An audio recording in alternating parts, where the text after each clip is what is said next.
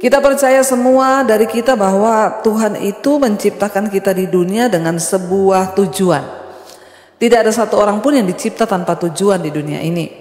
Ya, Tuhan itu bukan hanya sembarangan asal saja kita ciptakan manusia, cipta supaya mati, supaya ini. Saudara, kita harus percaya ada tujuan dari penciptaan Tuhan. Ya, Tuhan itu mau supaya kita ini hidup. Ya, jadi saudara nggak usah bertanya, kenapa Tuhan ciptakan kita di dunia? Kenapa begini, kenapa begitu? Ya, kita ini sudah ada di dunia. Ya, dulu saya juga mempertanyakan, kenapa sih Tuhan itu iseng ya menciptakan kita waktu saya belum bertobat? Kenapa ya Tuhan tuh kurang kerjaan menciptakan manusia di dunia? Jangan bertanya sesuatu yang melampaui di luar pikiran kita, yang melampaui akal pikiran kita. Mari kita hanya ya memiliki kerinduan untuk belajar dan mengetahui apa yang sudah ada, yang bahkan tertulis dalam firman Tuhan. Kita mau atau tidak, kita suka atau tidak, kita sudah ada di dunia. Ya, bagaimanapun keadaan kita sudah ada di dunia ini diciptakan oleh Tuhan. Dan saudara, firman ini berkata, jadi tidak ada seorang pun dari kita yang hidup bagi dirinya sendiri, dan tidak ada seorang pun dari kita yang mati bagi dirinya sendiri.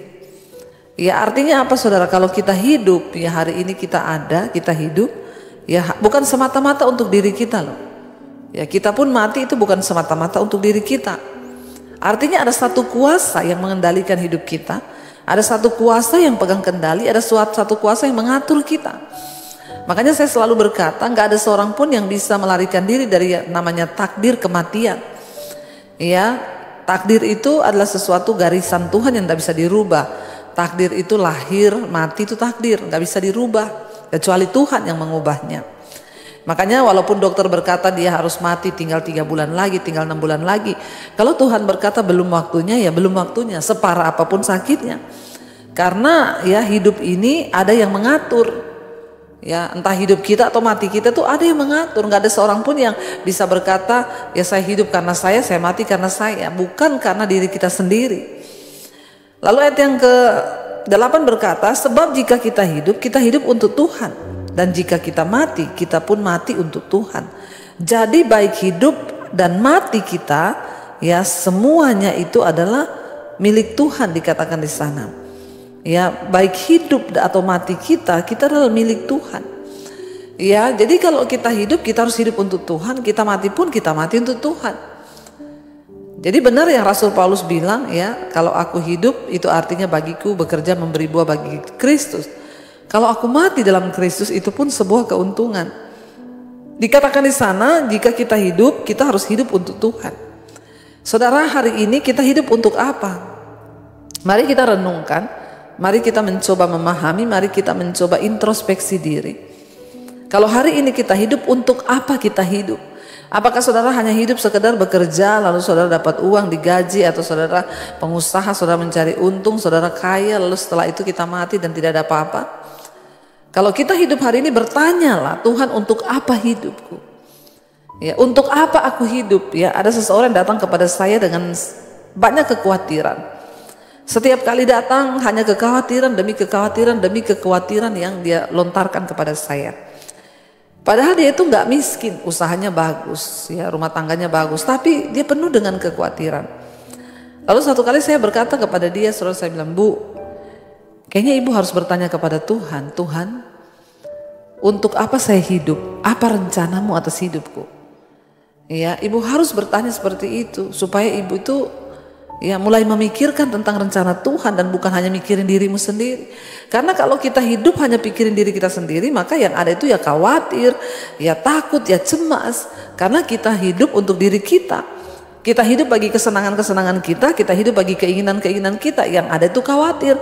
Apalagi kalau kita membandingkan keadaan kita dengan orang lain. Dia sudah punya ini, saya kok enggak, dia sudah begini, saya kok tidak. Nah, itu sangat berbahaya. Tapi hari ini mari temukan apa rencana Tuhan atas hidupmu. Katakan, Tuhan, aku hidup bukan hanya untuk diriku sendiri, tapi aku hidup untuk kepentingan Tuhan. Karena itu tuntun aku bahwa aku untuk belajar mengerti apa yang Tuhan mau di dalam hidupku. Karena aku hidup bukan untuk diriku, tetapi aku hidup untuk Tuhan. Temukan saudara panggilan Tuhan atas hidup kita, temukan rencana Tuhan atas hidup kita supaya kita ini berbahagia dalam hidup ini. Karena kalau tidak, maka kita akan sengsara, bahkan akan menjadi orang yang picik, khawatir, menyalahkan Tuhan, menyalahkan keadaan, menyalahkan orang lain.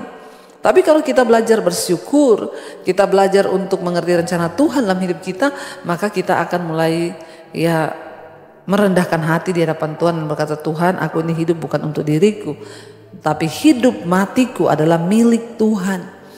Ingat, entah kita hidup atau kita mati, kita ini adalah milik Tuhan, dikatakan. Jadi tidak ada seorang pun yang mati untuk dirinya, yang hidup bagi dirinya, tapi entah hidup dan mati kita adalah milik Tuhan.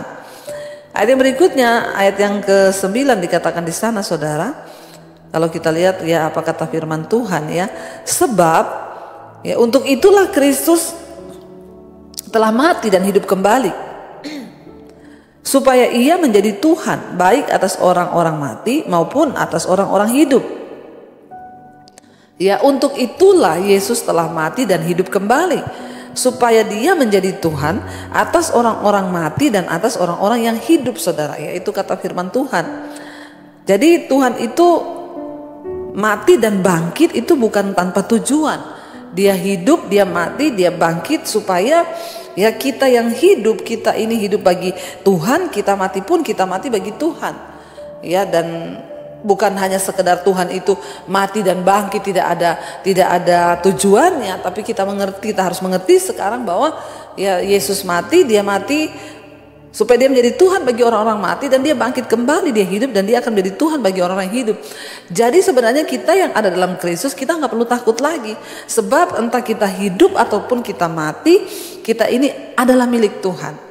Jadi hari ini kita nggak perlu takut, kita nggak perlu khawatir, saudara, karena kita percaya bahwa kita hidup untuk Tuhan, kita mati pun kita mati untuk Tuhan. Kenapa? Karena Dia Tuhan atas orang hidup dan orang mati. Tapi hari ini kita belajar, firman Tuhan bilang, mari kita mulai bertanya, Tuhan, aku ini harus hidup untuk Tuhan. Karena itu apa yang harus aku lakukan? Karena itu apa yang harus aku perbuat? Supaya hidupku ini benar-benar hidup untuk Tuhan, supaya satu saat nanti ketika aku dipanggil oleh Tuhan, menghadap kepada Tuhan, aku ini bisa mempertanggungjawabkan hidupku. Aku dapat berkata bahwa aku sudah hidup bagi Tuhan. Jangan sampai di waktu-waktu yang singkat di hidup kita hanya sibuk hidup bagi diri sendiri, kita lupa untuk mempersembahkan hidup, mempersembahkan apa yang kita miliki itu untuk Tuhan.